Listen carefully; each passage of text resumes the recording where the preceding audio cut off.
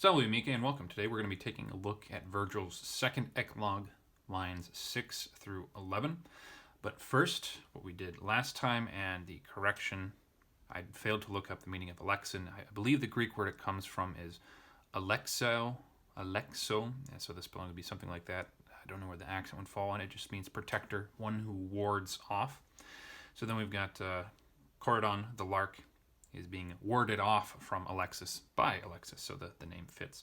Well, let's move on to the lark's speech.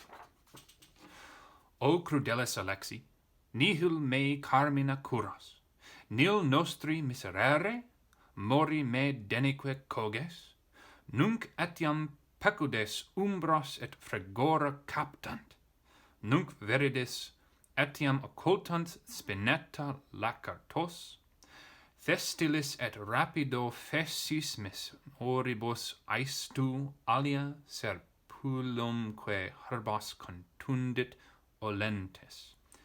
And there we have it. So, very beginning of Corydon's speech, we of course have a direct address. So Alexi here with I we see is the vocative, singular, masculine form, and of course Crudelis is going to be matching that. And then O is sometimes a marker. Even in English, though, I don't know anybody that uses it other than me, and I usually don't because people find it weird. Anyway, we got first question here. Nihil me carmina curas. Here is our verb. We got an AS there, which is going to be our second person singular, present, active, and of course indicative. And it's, do you care? Do you care for an accusative? So then we've got nihil here, which, as you should know, is an indeclinable word. So we don't know what the form of that is. We'll need to figure out its function based on the context. So we need to clear the other two words first. Mea could be just about anything, but carmina with that A right there, only two options, and that would be nominative or accusative, plural, neuter, from carmen, carminis. So accusative makes the most sense as the object of kuros, and then mea is going to be modifying that as its adjective, which then leaves nihil. It can't be an accusative, of course. It can't be a direct object since we already have one. So another good option for that is that nihil is an adverb, which does occasionally happen. And when nihil functions as an adverb, it no longer means nothing. Instead, it functions just as not or ne does. It just means not, non or ne. So this is just negating kuros in the form of a question. So do you not care for my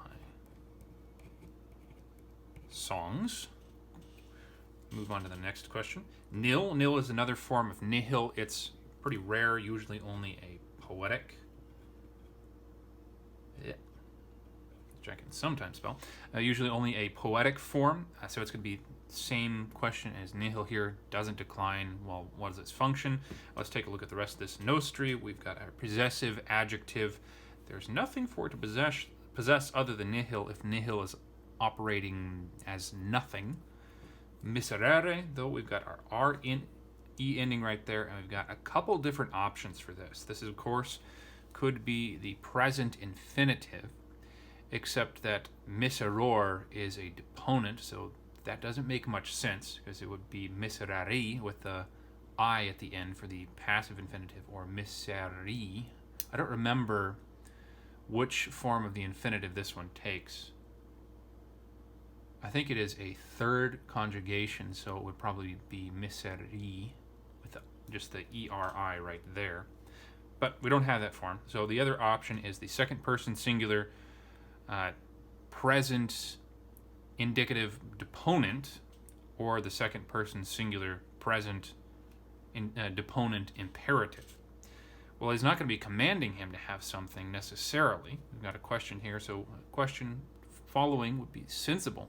However, since he's angry, since he's lamenting, maybe a command would be appropriate. So let's figure out the rest of the context before I write down all of the forms. So for now, second singular present deponent, and then we'll leave that spot blank for now. Nostri functioning substantially normally means you're talking about a group of people. So we'd say my army would just be mei, our army would just be nostri, but Corydon and Alexis, they're slaves, so they don't have an army. People doesn't make much sense. Another option could be affairs or things. So if this is functioning as the indicative, so then therefore a question, would be do you not, another adverb, have compassion for our things, the nostri just standing in substantively for the whole concept. As a command, that doesn't make any sense with nihil as an adverb or not as an adverb. Do not have compassion on our things. That doesn't fit. So I think indicative is the best option with nihil functioning as an adverb. And then nostri, of course, is genitive, singular, masculine, substantive.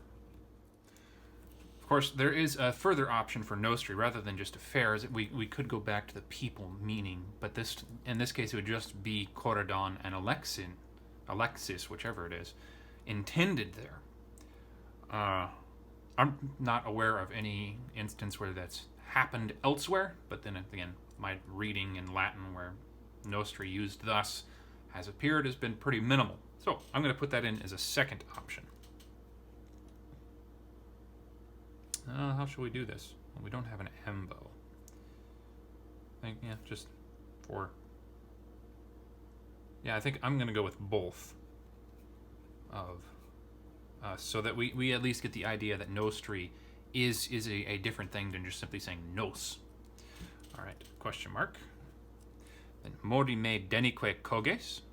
Here we've got another verb here with the es. However, there is a textual variant at this spot. The other option for what this could be is that we could have cogis. So with the es, that's going to be a second person singular and then future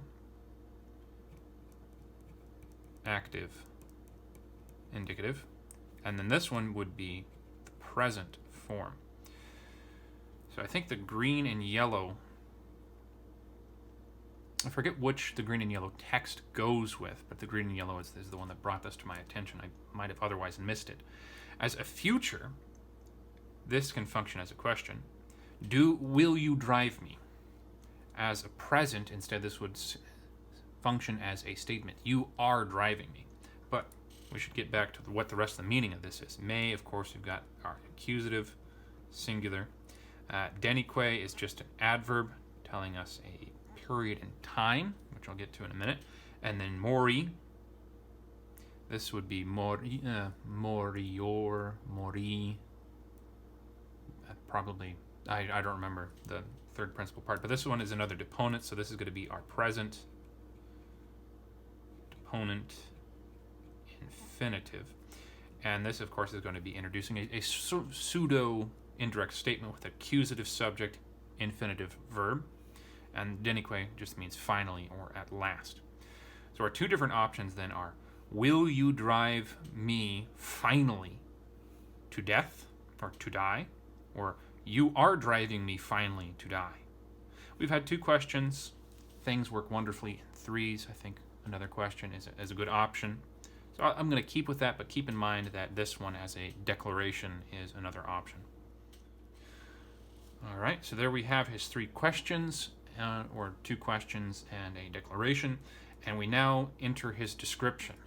According to the commentary, normally in these sorts of things, the speaker will go on to describe the beauty of the other person or the beauty of their relationship, but our lark here does not. Nunc, now. Etiam pecudes, we've got our es ending right there, which could be a nominative plural. Umbras with as right there is going to be an accusative, plural, and feminine. Et fregora, et's going to be connecting two things together, so we've got an accusative here. It makes sense for fregora to also be an accusative. And this comes from frigus. No, is it frigus? Because that's frigus frigitus. I have forgotten the nominative form of this, but suffice it to say it is a neuter. which then fits with it being an accusative with that A right there. So these two things are linked together. Then we finally come to our verb captant, int right there with A. Of course, this is just a first conjugation, so third plural present, active, indicative. Really need to find a better shorthand for that.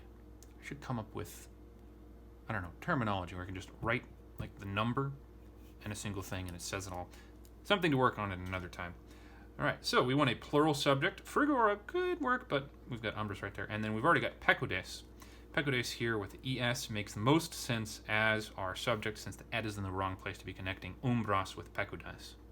So then that would be nominative plural, and this is a feminine word.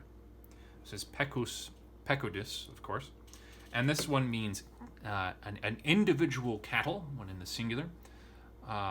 It's an animal of some sort, either wild or domesticated. It's not specified there. So in the plural, we're talking about a herd if it was domesticated, though normally pecus, the other pecus, is the one that normally means herd. So I'm thinking, since Corydon is lamenting here, this is more of a wild animals sort of thing. So that's how I'm going to treat it. But now etiam. Etiam, of course, can mean yet, even. It emphasizes things. It can link things together. I'm going to go with the emphatic.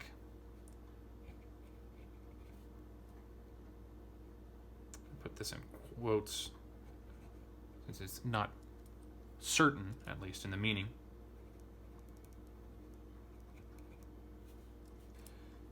Captant, of course, that means seize. It can also mean hunt. Normally, or at least I'm used to seeing rapio for seize. So captant, we get the word capture from that. So hunt is a decent way of translating that. But since these wild animals don't have intent in taking the umbras et fregora, I think just seize or hold on to, have taken, makes more sense. They're going there now, when previously, presumably, Corydon and Alexis would.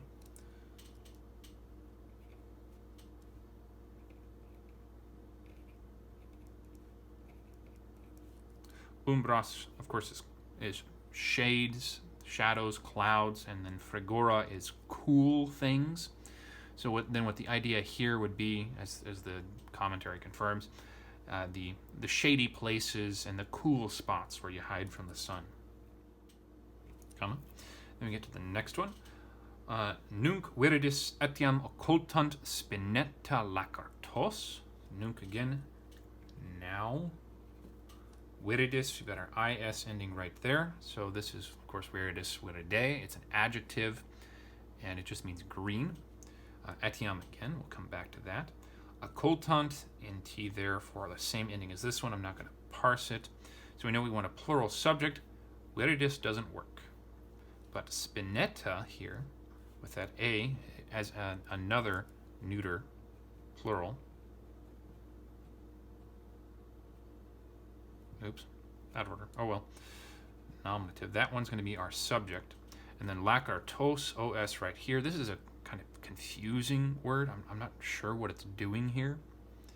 At least based on what the meaning is. You've got, of course, accusative, plural, and then masculine in form. But I'll get to that in a second. So it's our direct object. It is what is, spinetta is occulting, it's hiding. And lacartos means the upper arm, or the tricep, if you will. It's a word apparently used when talking about the muscles of the upper arm. And I'd show you mine, but they're feeble, and you don't want to see that anyway. So I don't know if this is talking about like the upper arms of the mountains, the way that we would talk about them, the shoulders of the mountains.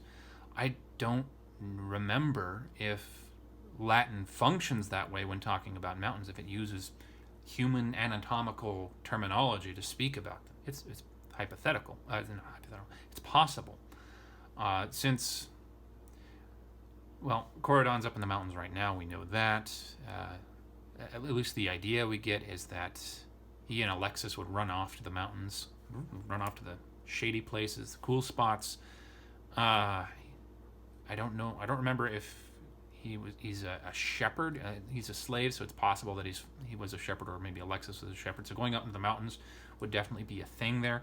So suffice to say, I don't really know what that's talking about. So I'm going to translate it as is. I'm going to put both options, the upper arms or the triceps. But now to the masculine. There is a variant reading of this that has long AS, which of course is feminine. And there is a form of this word in the feminine which appears in one of Horace's writings. And the feminine version means lizard. Or a type of sea fish. I get the definition from Cassell's. So I don't know what type of sea fish. Maybe it's just generic sea fish. So if the proper reading is actually the feminine, then the spinetta, the thorn bushes, the thorn hedges, they're hiding the lizards. Okay. It's not a euphemism for something.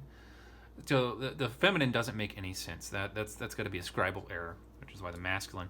But then again, the masculine, unless it's talking about another place where they secret themselves when they're goofing off, I don't understand why that one's there. Anyway, the last thing that we need to figure out is the viridis. So we've got this is here ending here, which is of course a nominative singular, masculine or feminine, or it's a genitive singular, common. What is it modifying? We got plural and plural, but singular, so that doesn't work. The other option is that this could be another scribal error where the I is actually supposed to be an E. I think I've told you probably too many times that one of the copies of Vergil's Aeneid, Book 1, and I think Book 4 that I have, it renders most long ES endings as long IS, which was very odd, and that it's just IS accusative plurals. Whereas another edition of Vergil's Aeneid that I got when I was teaching in high school, it has all of the forms correct. And that difference wasn't confirmed for me until I actually got the other book. So what it could be is that virides is actually virides, and it's because it's audible. Whoever wrote it down misheard and assumed a long is. And so then viridis would be modifying lakartos, which would then confirm my idea that this is talking about somewhere in the mountains, the green arms of the mountains. I don't know. I'm going to put in, assuming that I'm correct, and this is actually supposed to be es, with a accusative plural masculine modifying that, but I could be wrong, so asterisk there. It doesn't look like an asterisk. So the only other option would be that Spinetta is being owned by Virides. So it's the thorn hedge of green. Which, yeah, I suppose it could work. Forgot. Third option. Etiam is linking Virides and Spinetta so that both of these are the subjects. So then we would have the green and the thorn hedges. But I don't think that makes much sense either, because the green would just be referring to grass, and, well, grass makes places more comfortable in general. I'm going to leave it as option 1. All right, so far so good. Before we get into the next concept that Corydon throws at us, we should probably talk a little bit about this. So, as I've said multiple times, Corydon and Alexis, they are slaves, so free time is not really a thing that they have. So this would be, well, what we can see it in what he's describing here is that the two of them, they were friends. No longer, it would seem. They would run off and be rambunctious out in the countryside, avoiding their work like young boys are wont to do, at least before the cell phone was invented. And, yeah, hanging out under the shade, talking about stuff, who knows. And then presumably, Corydon brings up his different interest in Alexin, and this scares Alexis off, as happens. So then these are places where they would go avoiding work, where they would be hanging out in the shade, avoiding the heat of the summer, where I imagine, not having ever been there, that Italy's pretty hot during harvest time. But anyway, so there's that, under the shade of the trees, high up on the mountains. But now the animals have encroached, since they no longer go there. The smell of humans is no longer in the area, so wild animals will frequent it. And then, of course, since they're not going to whatever Lacratos actually means, the thorn hedges have overgrown them, and now their old hangs are gone. All right, moving on. Thestilis. I'm going to be really quick about this. I couldn't find exactly what Thestilis means. As best I can tell, it comes from two Greek words. Thais, which means a bondsman, plus a form of the verb tuloo, which means to be, nabi, or kalos. So then, presumably, this guy's name is Thestulos. And I don't know where the accent would fall there, and it just means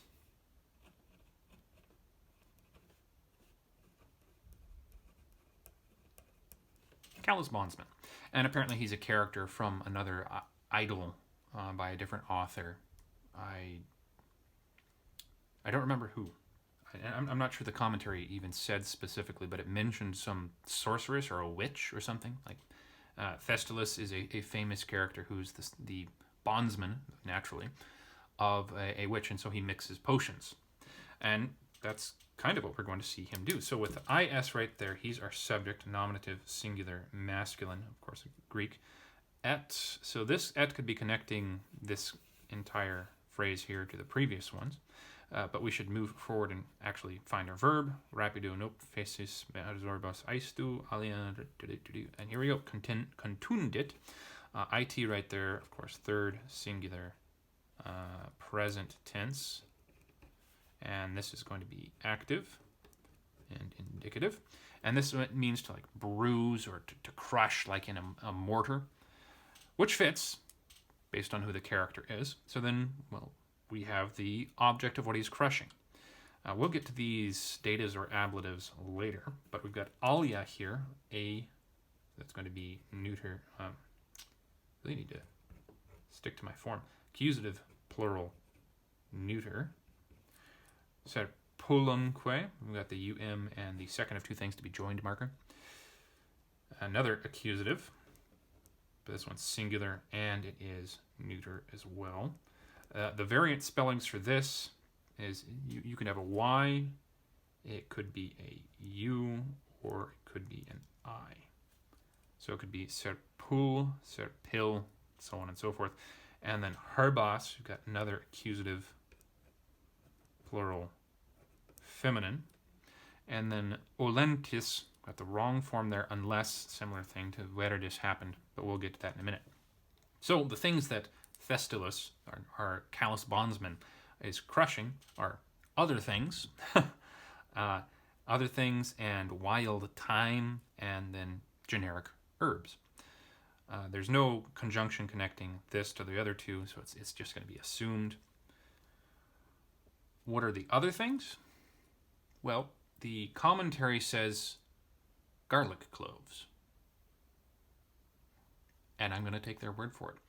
According to the commentary, there is a pseudo writing by Vergil which talks about this guy making a moratum, which is a type of porridge, and the porridge is made out of oil and cheese and herbs, and I guess somewhere in there also garlic cloves, which is why they think alia stands for garlic cloves. So I'm going to put both in, both garlic and generic other things. All right, so we know what he's crushing.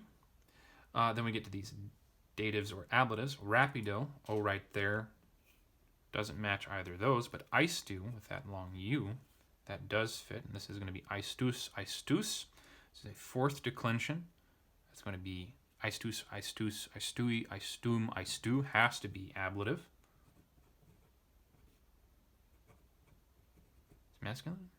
Yes, masculine. And then rapido is also then going to be ablative, singular, masculine, modifying it. And then rapido, it kind of means what it sounds normally, but the commentary, the green and yellow, suggests this actually means consuming. And based on what ice-dew is, I think that fits pretty well. Ice-dew is, of course, heat, or it can have the meaning of like dizziness or perplexity, because it has to do with the summer, the temperature of the summer. So consuming heat would explain what thesis is doing with mesoribus. We've got that is for a dative or ablative plural, and ibus for another dative or ablative plural. And a mesor is a reaper, or a... Cassell says mower, but we don't use it that way anymore. Mower and reaper, effectively the same. Which works better, dative or ablative? Well, I think that contundit, thestilis contundit for these guys makes a lot more sense than them to be another ablative describing what's going on around. I'm not sure how you would use a reaper as an ablative here, so I'm going to treat these both as dative, plural, masculine together. And then the very last word that we need to figure out, and this probably overly long video already, is olentis. Is right there with the nt ending. Of course, this is going to be a participial ending, and it looks like it is from the verb oleo, to be fragrant, to be smelly. So as a participle, it can function just as a normal adjective, so it means smelling, sweet smelling, even fragrant. So then it could be herbs of fragrance, or if this is in a misidentified instead it's an e, it could be fragrant herbs, just the participle modifying that normally. I don't know which. Should be very cautious to identify these occurrences, so I think I'm just going to leave it as the genitive singular and have it own herbs of fragrance. And there we have it. Now to read through from the beginning, and then I'll let you go. Oh, cruel Alexis, do you not care for my songs? Don't you have compassion for both of us, or for our affairs? Will you drive me finally to die, or you drive me finally to die? Now even animals seize the shady places and cool spots. Now even thorn hedges conceal the green upper arms. Thestilis also for tired reapers, tired by the consuming heat, crushes other things in wild time, herbs of fragrance, and herbs of fragrance. All right. Why Coridon brought Thestilis in, I can't tell you. But thank you very much for joining me. I hope taking a look at this has been helpful for you, and I hope that you have a very good day. Wale.